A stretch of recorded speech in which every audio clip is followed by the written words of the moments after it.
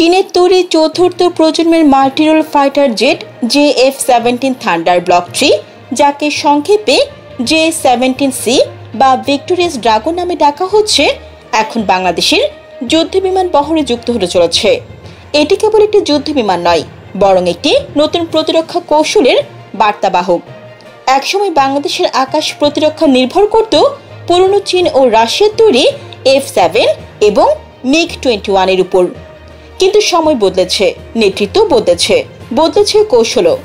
বর্তমানে ক্ষমতা রয়েছে নোবেলজয়ী অধ্যাপক মোহাম্মদ ইউনূস, যার অধীনে বাংলাদেশ সামরিক কৌশলে ঢুকেছে এক নতুন যুগে। এই কৌশলের মূল চমক হচ্ছে ভিক্টোরিয়াস ড্রাগন।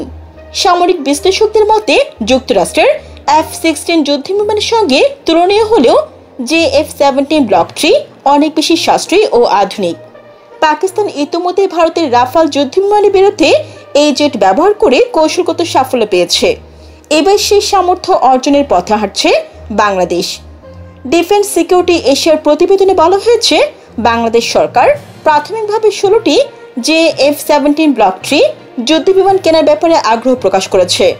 পাশাপাশি যুদ্ধবিমান ও হেলিকপ্টার কেনার একটি বিস্তৃত প্রক্রিয়া শুরু হয়েছে, যার কেন্দ্রীয় বিন্দুতে রয়েছে এই চীনের তৈরি যুদ্ধবিমান। সম্প্রতি চীন সফর করে ফিরে আসা বাংলাদেশের সামরিক প্রতিনিধি দল একটি প্রতিবেদন জমা দিয়েছে, যেখানে ড্রোন প্রযুক্তি, আকাশ প্রতিরক্ষা ব্যবস্থা এবং দেশীয় সামরিক উৎপাদনের উপর বিশেষ গুরুত্বারোপ করা হয়েছে।